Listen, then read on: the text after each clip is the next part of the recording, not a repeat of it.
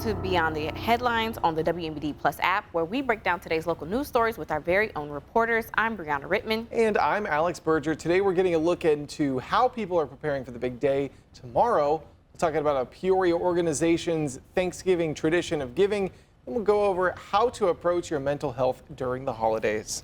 And then we also will be going over local businesses helping out this Thanksgiving. But first, we've already got Alex in the hot seat for our first story, focusing on the Southside Mission's tradition of delivering hot meals to families in need. So, Alex, what did volunteers do today? Yes, so just like every year, the Southside Mission had about 100 volunteers there today, including 15 to 20 staff members who were packaging up Thanksgiving meals, as you can see right there. They do this each year on Thanksgiving and Christmas Eve. This is something that is a pre-order meal. They package it all up and then it goes out. There is about 2,700 meals that go out for each. Yeah, so they fill up the orders pretty quick and they load it onto that truck for it to be stored for tomorrow. Now, what is the importance of the Thanksgiving packaging? Yeah, so these volunteers come back year after year, and they come in like, sometimes they're in groups of like 10, 15, maybe even 20 people. You know, it could be from a church, it could be from an organization. They go there to basically help package up. They go there in the morning, takes about 4 hours or so. They just help package the food, you know, turkey, sweet mashed potatoes and green beans, and and talking to Rich Drager, their one of their managers, he says his favorite pumpkin pie is in there. So there's a lot. It's a really good looking meal, and it's a lot of people helping for a good cause, and it's nice and air conditioned in there too, so it's nice and warm during this cold time. So it gets the cold is here to stay. Exactly. So it gets even the volunteers into a place where they can stay warm and put together a good meal for people who need it. Now, it looked organized but busy at the same time. Yep. So what does tomorrow look like for delivery? Yeah. So basically, they will have. So as you saw, the meals go onto that truck. That is a refrigerated truck. So what that is setting it up. All 2,700 meals are going to be delivered tomorrow. So they're going to go to many different families' homes. The need is basically growing, but not necessarily more people. It could also be families have more needs. Maybe they have more children. Right. Maybe they have more family members that they'd like to have covered for Thanksgiving, obviously with SNAP benefits. Right. Still reeling in for some people. They are still serving a lot. They also have a sit-down meal at the Mission tomorrow night. They'll serve about 150 to 200 people there. So tomorrow's delivery is just a very detailed 3 to 4 hour delivery session where they'll just get the meals out to as many people as they can. It's nice they have a refrigerated truck, because we've been doing all the stories about the proper temperatures. Right, exactly. And I couldn't tell you what the degree is that it's stored at, but it's stored in the way that you could, store food for a long time. Right. So the Southside Mission won't get in trouble, right? Exactly. It'll go out tomorrow, so it'll be all good. So they're not storing it for a super long time. But yeah, that's what that is. All right. Well, staying on the Thanksgiving topic, we're talking about favorite sides. Okay. Turkey might think it's the start of Thanksgiving, but the real drama, and it is some drama, happens on the side. DoorDash did a study where a survey looked at the most ordered grocery items during Thanksgiving week.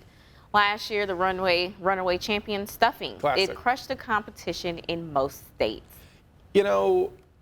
I came on here and said that stuffing is my favorite Thanksgiving food. It is, but I think mac and cheese. Hello, somebody. I think mac and cheese is better. Could y'all come back to us, please? Because I need the emphasis. They need to see. In the Black community, that is a big deal. No one can just make mac and cheese. You have to earn the honor to make mac and cheese. I learned there's different styles. There's different kinds of mac and cheese. There is Southern mac and cheese. Hello. Jamaican mac and cheese, I heard. It's a specific, it's more solid. Yes. There's another one that I'm forgetting, but it's. And imagine living in Florida where we're so close to the Caribbean. Exactly. There's different mac and cheese. There's different spaghetti. Haitian spaghetti is something different. Yep. Love it. I love mac and cheese. Collard greens with hot sauce. That's the only time I eat collard greens. Hot sauce. I eat hot sauce with collard greens. I cannot eat greens without them. And when I say greens, I'm talking about collards. I'm not talking about turnip greens. I'm not talking about mustard greens. What's in collard greens? You can do like a little hammock. Some people do turkey wings. Oh, okay. You know, whatever meat base you. It's usually hammocks. On the healthier side, people try to do turkey wings, but Thanksgiving, it's Thanksgiving. We're not trying to be healthy, are we? Right. No. Yeah. We're trying to eat food. Some mashed potatoes, candied yams for sure. Of course. I saw a plate with candied carrots, but it's like by the time I do all that, I might as well make candy yams. Just make the yam. Some people do the sweet potato like souffle, but yams and sweet potatoes are technically two different Oh yeah. items of produce. So it's interesting. Yeah. I didn't know that. I always hear the word and you collard have greens, to but mix your macaroni with your yams.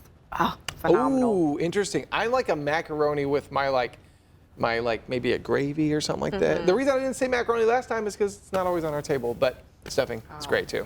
Yeah. Well, when we come back to Beyond the Headlines, we've got Austin Feeman joining us to go over some mental health tips to be aware of while we head into the first round of the holidays. We'll be right back.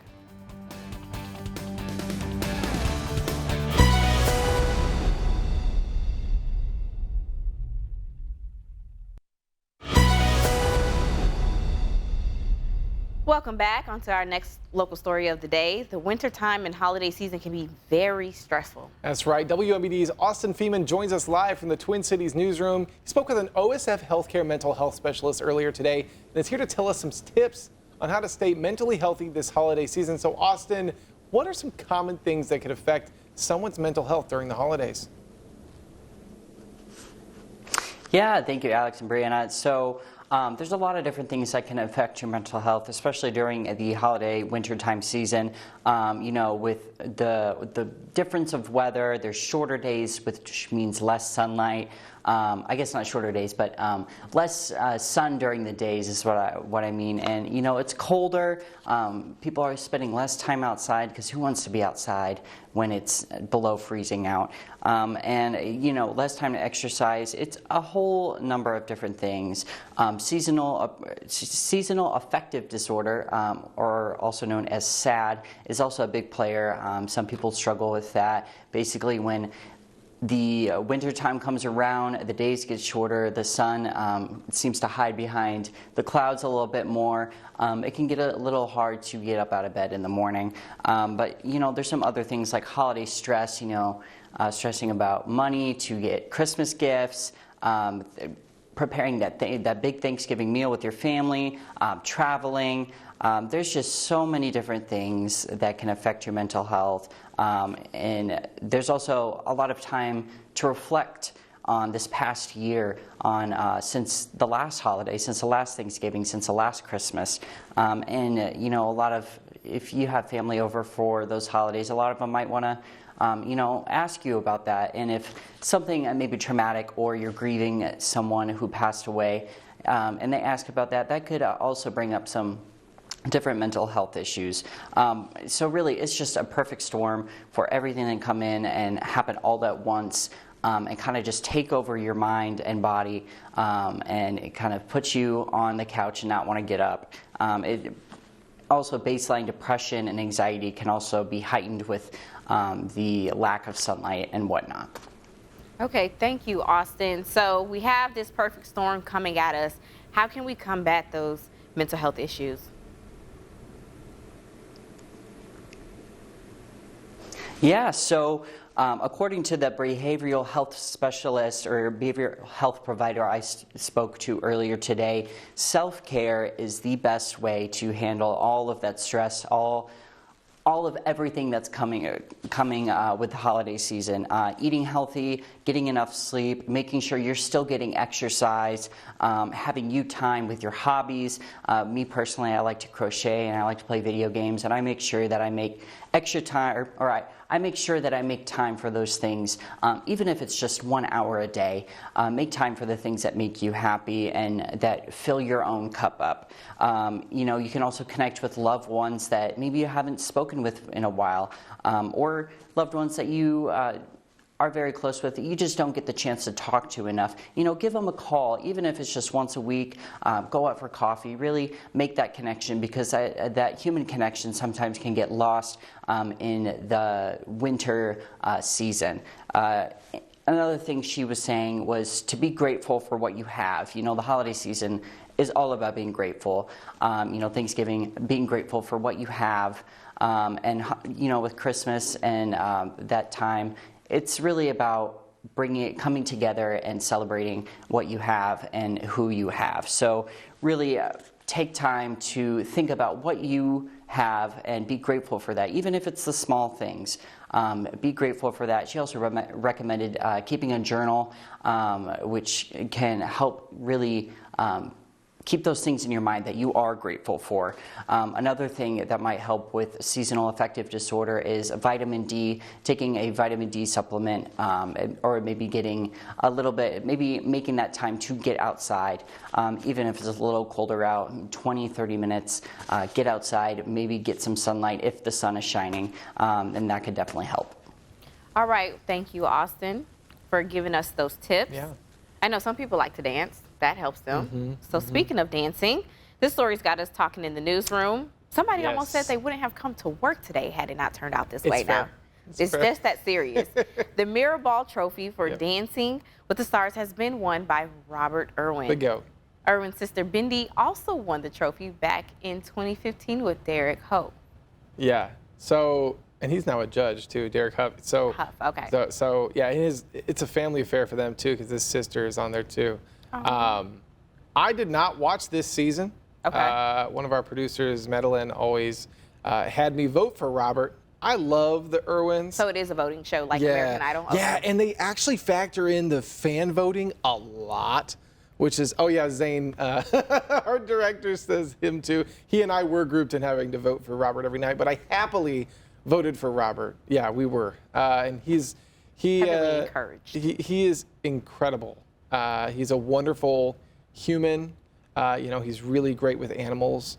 Takes after his family, and it was really cool to see it last night. But like I said, I hadn't watched the season. Right. And so I only watched last night, and to see how intense that was, I mean, I hadn't watched it at all, and I was literally sitting on the edge like hoping Robert would win.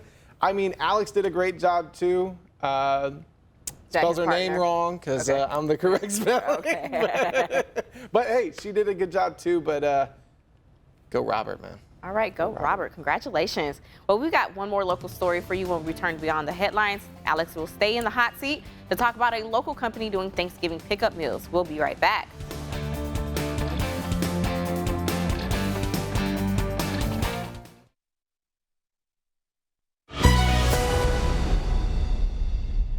Welcome back. As we said, Alex Berger is still in the hot seat to tell us about how a local business is recovering after a fire. So, Alex, just catch us up to what happened. Yeah, so just kind of some background. This past Sunday, there was a fire at Great Harvest Bread Company in Morton. Wow. It's located kind of in the main drag, if you will. As you can see right there from the street view. Well, that's in the parking lot. But so basically, there was a fire this past Sunday that happened in their lobby, and they think it started with their Pepsi cooler. So basically, the fire started, something like that. It's still ongoing, so they don't have a full explanation. But they do believe that is what happened for the time being. But this forced them out of the restaurant, and they still had a lot of Thanksgiving orders to do. Well, a person who owns that building that you're looking at right now, that's his workshop, and he said, hey, you can come right over here, and you can set up in my workshop and operate your business from there and fulfill your Thanksgiving order. So until 4 today, they were giving out bread. I know they stayed a little bit later just to fulfill some more orders, but they were giving bread and all of their orders out. And then they said, anything that they didn't get, they were going to give to the Morton Fire Department. So they were able to donate that. Oh, wow. So they even had some leftovers. Yeah. Were you there when crowds were coming or anything? Or you were there for setup? I hadn't called ahead. This is something I just kind of checked on today. Okay. And I was like, I'll just drive there and check it out. And I did, and I couldn't really tell. I was like, where are these orders happening? Because I know they were like doing a pop-up shop. I saw that before I left. And I was like, okay. And I saw a car roll around and do like kind of a curbside pickup. Must be in there. So I went up to the door and I knocked on it, and their general manager, Kennedy, I wasn't sure actually if I'd even have this story today, truthfully, because I didn't know if they would want that. Right. That's true, too. But Kennedy, their GM, let me right in, said, yeah, I can do the interview, talk to her, and then, just got video of the actual establishment. But yeah, I mean, it was kind of we didn't really know what was going on. So it was kind of interesting in that regard. All right. Well, thank you, Alex, for the updates. It's nice that they were still able. I mean, because it's so devastating that the fire happened Sunday, the week of Thanksgiving. Yeah. And then, it's nice that they were able to still fulfill some orders. It's true, and they are still working to reopen. This is not a thing that is like their business is not like shuttered or anything like that. They're going to take some time to have to do a grand reopening, but there's an investigation going on with the fire. So as any fire, and they are making sure that everything is covered and that everything is understood, and looking at fault and looking at all of that. So it's going to be a little bit of time, but they will be back open. They're going to take the next couple weeks off, closed, and evaluate from there. So we will see when they open back up. All right, well, here's an idea to try tomorrow. If you're looking for something new, stuff your turkey with mashed potatoes. Oh. You heard that correctly, mashed potatoes. A recipe from 1796 calls for taking 3 pints of potatoes, boiling them, mashing them, wetting them with butter, adding sweet herbs, salt, pepper, then filling the turkey with them. And that took them like 8 days back then, because they had like one pot. Right. And they had to light it with like a candle. I can't imagine how that tasted back then. Me neither. And just the FYI, I know I read that script, but Thanksgiving is never the day to try something new. Nope. No. If you have been trusted to bring whatever dish, bring the dish that you were trusted to bring. Don't add anything. Please. Because people ask you for whatever the way you cooked it in July is what they're expecting tomorrow night. We're not expecting anything new. Like, if you're supposed to be the one cooking the turkey, this hasn't happened to me, but don't make like a green bean turkey or something. Right. I don't know. Definitely not a stuffed mashed potatoes turkey. I didn't have that. Because when I ate it last year, that's not how you made it.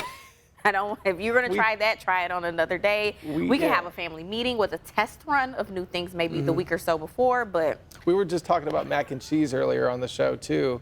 If you're supposed to bring the mac and cheese, which is really important. Very important. Don't put randomness in there. It's a very specific machine. Very specific, down to a science. Exactly, it's detailed. So. Well, we hope y'all have a happy Thanksgiving. Thank you for joining us for today's Beyond the Headlines. Yes, you can find all these stories and more over on our website, ciproud.com.